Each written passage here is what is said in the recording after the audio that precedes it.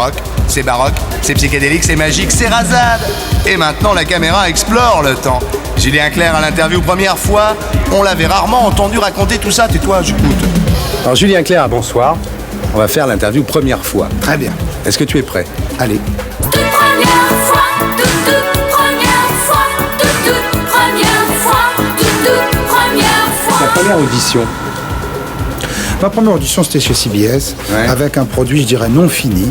C'est-à-dire, c'était des musiques de moi, c'était les tout premiers textes de Momo. C'était Hécatombe, c'est ça? Non, c'est bien avant ça, justement. Et c'est pour ça que je dis que c'était un produit pas fini. Et il y avait même quelques tests de moi qui n'étaient pas très bons, d'ailleurs. C'est pour ça que j'ai arrêté par la suite. Et donc, normalement, le type qui s'appelle Jean, et que j'ai revu plusieurs fois, et dont on rit de ça maintenant. Lui, il n'a pas voulu. Non, il y avait même le fils de Souplet. Mais en même temps, ça les a... Ils se sont posés un problème parce qu'ils m'ont rappelé à Bourg-la-Reine après, en me disant de revenir. Je suis retourné une deuxième fois. Je pense qu'à l'époque, leur idée aurait été de me faire chanter, mais des chansons écrites par d'autres. Et si on réfléchit, je pense qu'ils avaient raison à l'époque.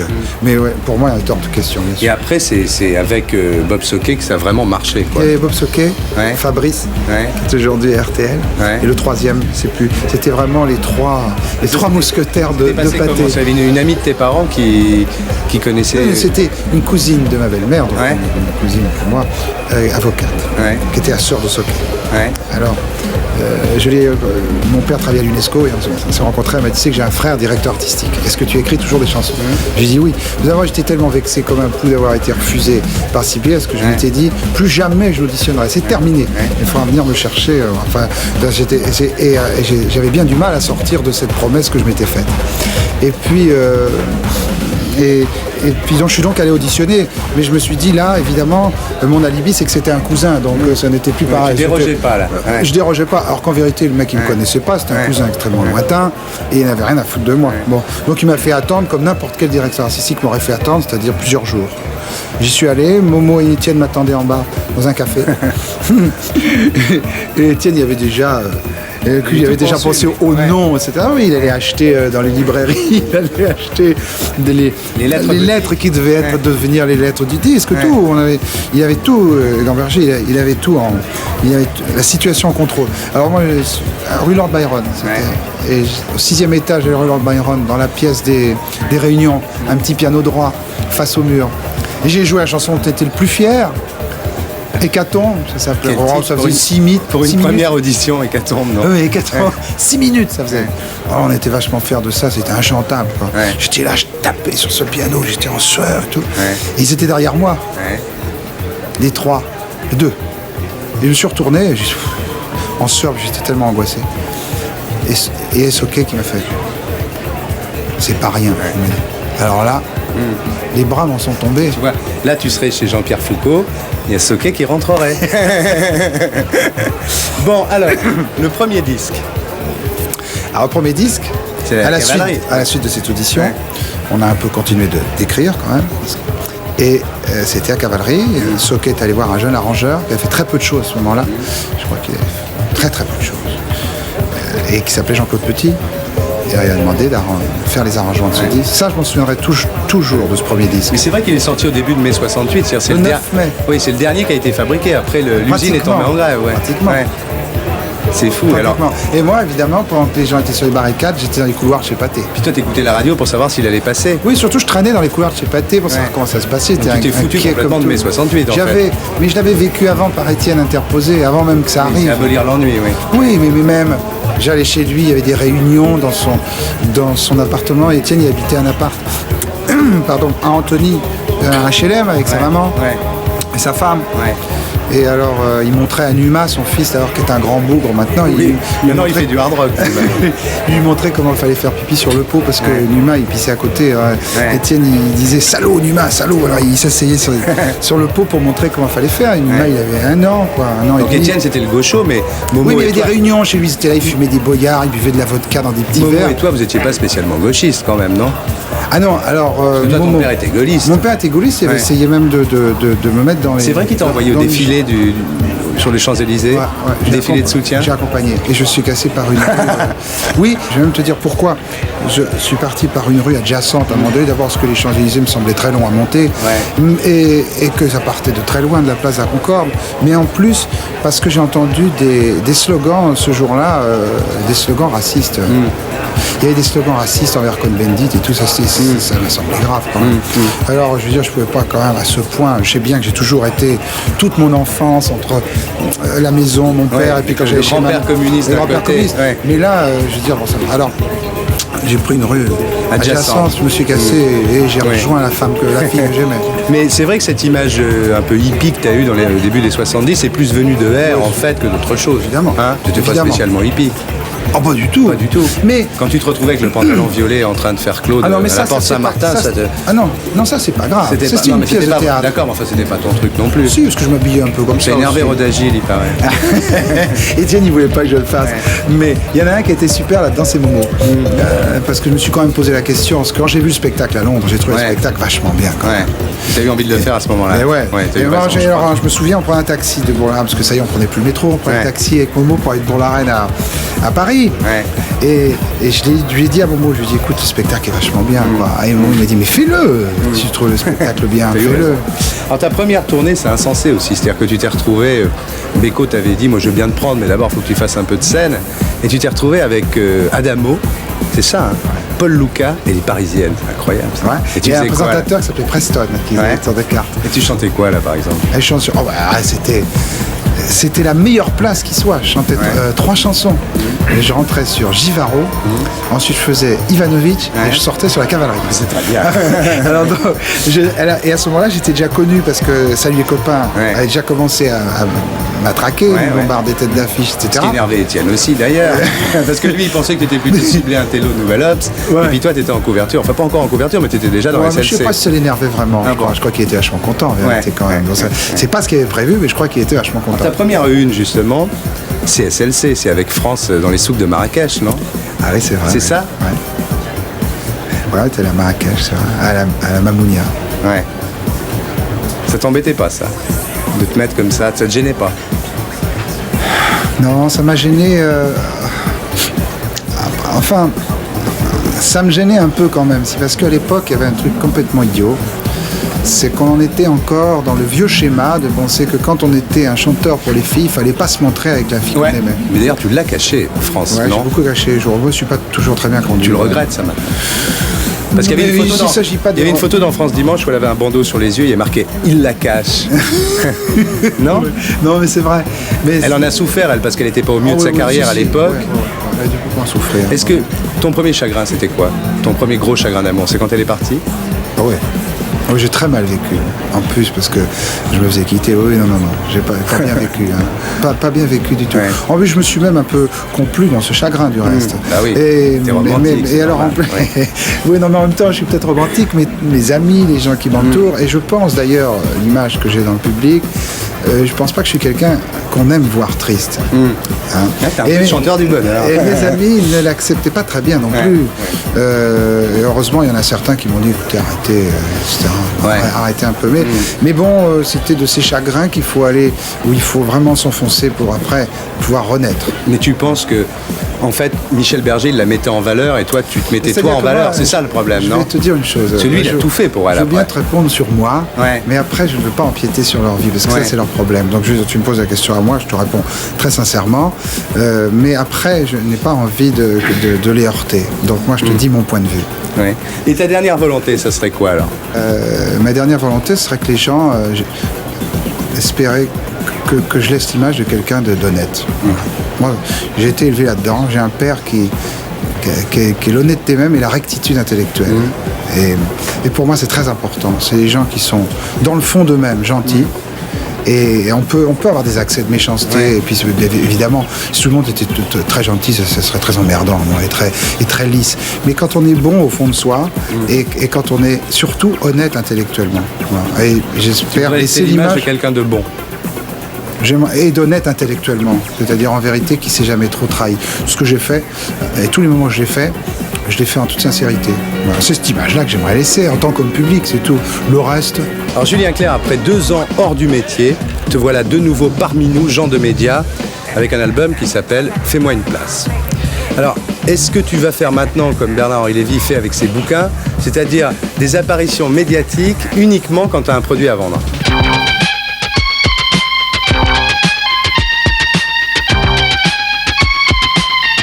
normalement, on fait une apparition médiatique quand on a quelque chose à vendre, Ouais. à moins d'avoir quelque chose qui vous tire de votre tanière. Parce que je t'ai rencontré il y a quelques temps dans une boîte de nuit, disons, et puis je t'ai dit, tiens, tu devrais venir dans Lunettes. Tu m'as dit, ah ben non, nous on est programmés, les artistes, on ne vient que quand on a des disques qui sortent. Je viendrai, d'ailleurs tu es là. Alors, l'album a un bon accueil. Ouais. Hein, jusqu'à présent, ce que j'ai lu, il y a eu la phase Cœur Volcan, la phase Cœur de Rocker, là c'est la phase 3, c'est le bond en avant qui le ramène à ses sources, enfin je veux dire on lit que des louanges, la boucle est bouclée, remarque en ce qui te concerne c'est tout à fait compréhensible. Et alors tout de suite on part sur un débat sur les paroliers. Et moi je trouve ça un peu dommage, je vais te dire, parce que je pense que tu es un grand mélodiste. Et que le problème, c'est qu'à chaque fois, cette fois-là, il s'est réconcilié avec Maurice Vallée. T'es pas fâché avec Momo, hein? Non. T'es pas fâché avec Momo du tout. Mais si tu veux, on parle toujours de tes paroliers, on oublie de parler de tes mélodies, finalement. Oui, tu trouves pas que c'est un peu emmerdant, ça? Non, mais je pense que, finalement, qu'on se rend compte, avec le temps, qu'entre tout, effectivement, tous ces gens de talent avec qui j'ai travaillé, il y a une unité, et je pense que l'unité, c'est moi. Ouais, c'est vrai, faut le dire, tu vois. Ouais, alors voilà, je le dis. Avant de parler des paroliers, on va parler de la production aussi, parce que là, c'est extrêmement bien produit, c'est Phil Ramone. Alors ça s'est passé comment, ta rencontre avec Phil Ramone? Pourquoi tu as choisi Phil Ramone? Je pense que c'est un très grand producteur parce que je me suis rendu compte tout de suite que c'était un homme de chanson qui privilégierait, etc. La chanson et le chanteur. Ouais. Je crois que c'est ce qu'il a toujours fait dans toutes ses productions. Il a toujours, je crois qu'il a su voir chez chaque interprète avec qui il travaillait, il a su voir la chose qu'il fallait mettre en valeur. Je crois savoir que ce qui lui a plu, c'est cette voix, cette drôle de voix et les mélodies. Oui, sans doute, ouais. Et il s'est dit, et la charge émotionnelle qu'il y avait dans la voix, et il a construit toute sa production autour de ça. C'est la première personne que je rencontre qui, à ce point, met en valeur le chanteur. Il t'a fait chanter assis aussi. Ouais, il m'a fait chanter assis parce que je crois qu'il a entendu quand il y avait quelque chose qui se passait quand je jouais mes chansons au piano, là, où j'étais tout seul avec mon piano, et qui ne retrouvait pas tout à fait quand il y avait une bribe d'arrangement et que j'étais debout derrière mon micro. Peut-être que j'étais trop tendu quand j'étais derrière mon micro, peut-être je gambergeais, alors que quand je me concentre pour jouer, quand tu es chez toi et que tu composes, tu es assis, quoi. Oui, je suis assis. Donc il t'a remis dans les mêmes conditions. Remis dans les mêmes conditions. Bon, on va parler des paroliers quand même, parce que bien sûr. Surtout qu'il y en a un paquet. Alors il y a Françoise Hardy. Ça s'est passé comment?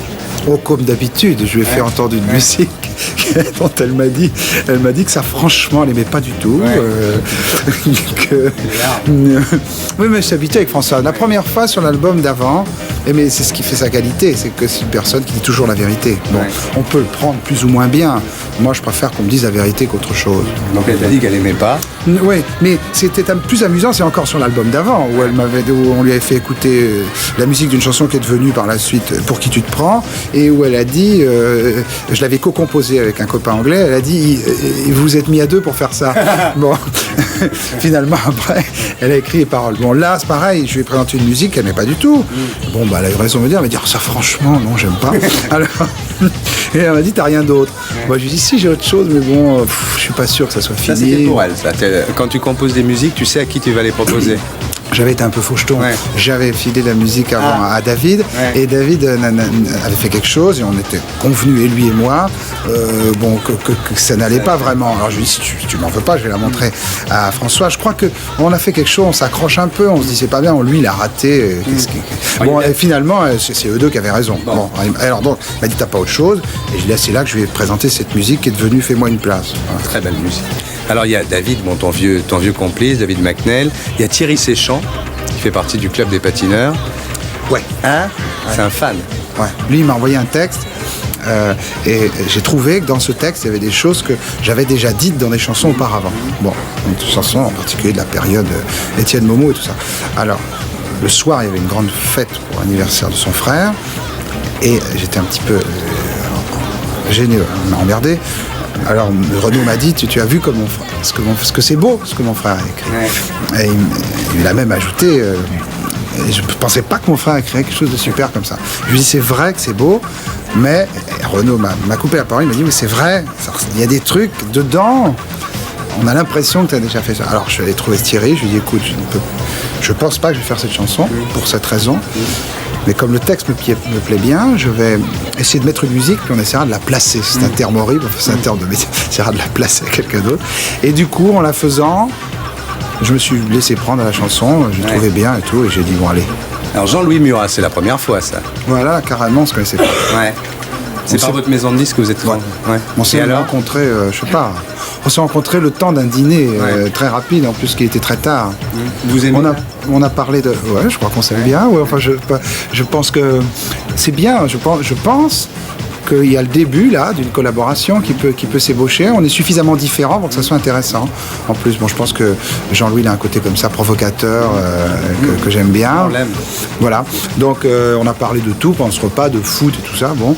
Et puis je l'ai emmené au bain. Je crois qu'il n'a pas tellement aimé parce que c'est pas le genre d'endroit qu'il aime. C'est plutôt quoi. Clermont-Ferrand, les mecs. Ouais, non, mais même à Clermont, je sais pas s'il va au bain de Clermont. Non. Bon. Et puis, donc, bon, il est resté le temps d'être poli, puis il s'est cassé. Bon.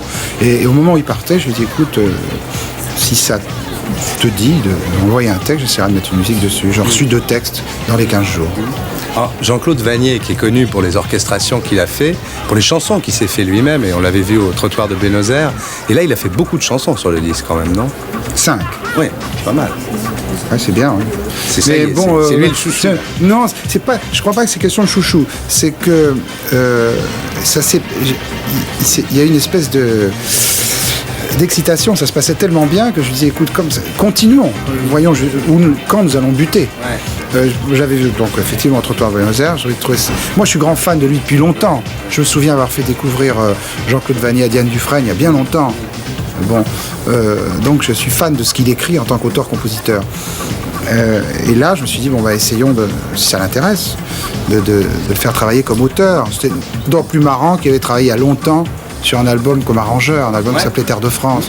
Donc c'est amusant que là, ils reviennent comme auteur. On a écrit pratiquement par téléphone. Il y a Maurice Vallée. Alors, c'est la première fois que vous retravaillez ensemble depuis combien de temps? C'est le retour de Momo. Ouais. T'as pas fini d'entendre parler de ça. Hein. Alors, ça a été?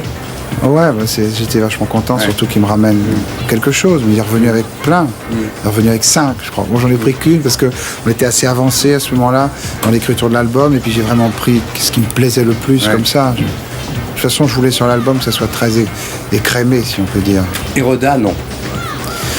Étienne, que nous on se croise. Oui, on se croise souvent. D'abord, Étienne a fait savoir qu'il aimait bien cet album.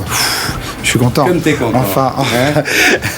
Enfin un album qu'il aime bien. Non, mais en plus, je suis content sincèrement quand je dis ça. Bon, là, je plaisante un peu, mais je suis content sincèrement. Donc, les fois, on se revoit comme ça de temps en temps. On est content de se revoir. Mais je ne sais pas si le moment est venu ou si jamais il reviendra pour écrire. Je ne peux pas dire aujourd'hui. Bon, lui, un jour il dit oui, un jour il dit non. Voilà, c'est ça. D'ailleurs, même il a même été question qu'on réécrive, à vrai dire, sur le disque de Johnny, pour ne rien cacher. J'attends le texte. S'il ne l'a pas envoyé, c'est que, bon, peut-être... C'est pas le moment. Peut-être pas, non. Mais déjà, je suis déjà content que toute cette période se termine comme ça et que... Parce que je pense que tout ça est tellement passionnel qu'il est normal que...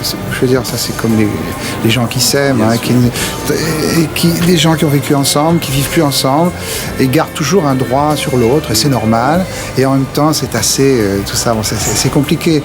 Là, tout d'un coup, ça devient plus cool et bon, évidemment que ça me fait terriblement plaisir. Et maintenant, salut les copains. Suite et fin pour Julien au blind test. Ouais, le blind test. Le DJ, c'est Hervé.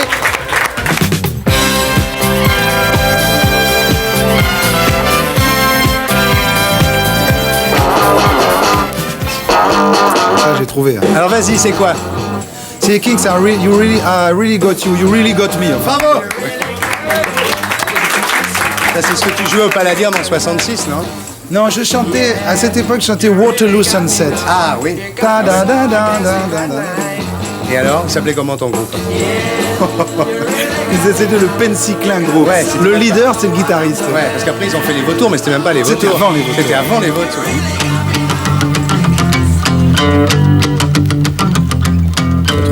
you a Chevrolet, ouais. And you a Chevrolet. Donovan. Bravo. J'étais allé le voir sur scène Donovan. Ouais. À l'Olympia, seul avec sa guitare. Et alors à un moment donné, il avait un verre d'eau. Ouais. Je crois que c'est de l'eau. Et un petit cachet à côté, blanc. Ouais. Sur la scène de l'Olympia. Ouais. J'ai jamais su ce que c'était. C'était l'époque. Mais t'as découvert avec qui tous ces trucs-là? Tous ces disques Bah, c'est les disques que je m'achetais. que tu t'as acheté toi? Ta mère, elle te fait pas connaître ça quand même, si? Ah non, c'était avant, ma mère c'était Ouais. Georges Brassens. Le jazz et Brassens, quoi. Ouais, non, le jazz, c'est moi qui me l'ai acheté déjà tout Ah seul ouais. au lycée. Ta mère, Ouais, c'était je vais Brassens. changer de disque de jazz avec mon mood. Au suivant. Dun, dun, dun, dun, dun, dun, dun. What a day for a daydream. Aïe, aïe, aïe. Tu connais la chanson? Bien sûr, mais le titre, enfin le nom du groupe. Ah, j'ai pas trouvé le nom. Non, si je le trouve pas maintenant, je ne trouverai pas. Ah La bon chanson, Daydream. Ouais. Ils ont fait Summer in the City aussi. Ah, John Sebastian. Non? Bon, on le eut, mais doucement. Petit humour. C'est les Lovin' Spoonful. ah le Whisky Fool. Bon, suivant. Ah, ça c'est énorme.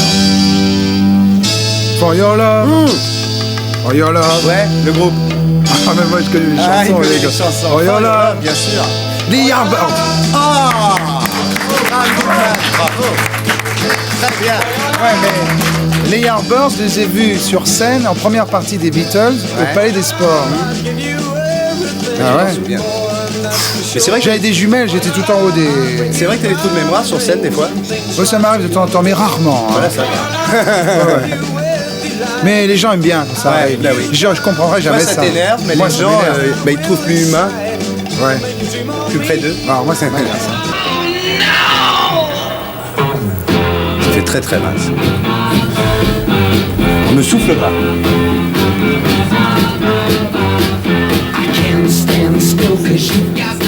C'est pas les Trogs. Oh Ray Presley. Ouais, ils sont... Parce que les Trogs, c'est j'ai reconnu la voix du chanteur Ouais. de Gloria. Quoi. Me dis pas ça, Gloria. C'est pas les them. Trogs, non? Ah, c'est Ah les non, Them, non, c'est non, ça. non, non. Ouais, non, là alors, c'est c'est bon. I Can Control Myself, C'est ça, d'accord. Wild Bon, Things. ouais, voilà. Tu vois? Ça, c'est l'époque de R.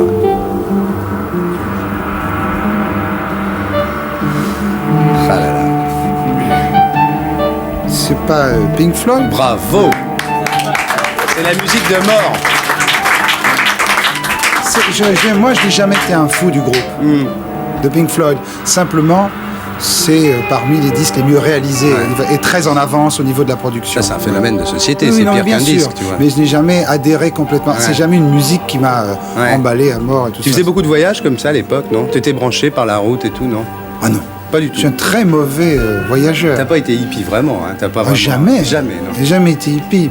D'ailleurs, après Hair, pendant Hair, je me servais du fait que je me sentais différent du reste de la troupe pour que ça serve le spectacle. Parce que Claude est légèrement différent. Justement, il C'est un peu trahit l'œil extérieur, lui, il ouais. trahit Oui, la oui. tribu. Ouais. Mais alors, de temps en temps, après le spectacle, la troupe entière était invitée par des mecs qui voulaient. Qui payaient pour avoir la troupe de Hair dans un cocktail ou un truc présente parce qu'on était habillés avec des trucs. Alors les mecs allaient, ils continuaient le spectacle après le théâtre. Tu te mettais tout nu, toi, dans R? Je me souviens plus. Non. Mais on chantait à ce moment-là. Ah bon, t'as dû... Ah, t'étais sur la table, Mais toi, j'étais sur la table. Ah. Il faut voir ce que c'était. Il faut quand même voir. Et oui, Ouais, un message je l'aurais pas fait. Ouais. En plus d'ailleurs au départ je voulais pas faire Hair parce que la pub était basée là-dessus. Ouais, Je trouvais ouais. ça dégoûtant. J'étais à l'Olympia, j'étais habillé tout en noir et je chantais Yann et les dauphins. Ouais, Et on musical voulait- un peu On encore, voulait ouais, me faire mettre ouais, à poil. ouais. Alors je comprenais pas. Oui, t'as du connu tout. la fin du musical, toi. J'étais complètement à cheval sur deux époques avec le changement total du métier. T'as vécu la évidemment. cassure, ouais. J'ai même fait des tournées où j'avais en première partie des patineurs. Il y avait une tournée des patineurs à roulettes. Il y a une tournée où il y avait Vassiliou, une tournée d'été. Vassiliou, Véronique Sanson, en première partie des patineurs à roulettes. Et non, des jongleurs. Et alors les jongleurs, ils suivaient la tournée en caravane. C'était des gens du cirque, vraiment. Ouais. Ils ne pouvaient pas se payer l'hôtel, on leur donnait pas assez. Ouais. Ils dormaient dans leur caravane. Et il y en avait un, ils étaient hongrois, parce que c'est des gens de l'Est. Il était amoureux de Véronique. Et tous les soirs, dans la loge, il allait silencieusement jongler pour elle. C'est beau. Fais une chanson, ça. Bon, allez, vas-y.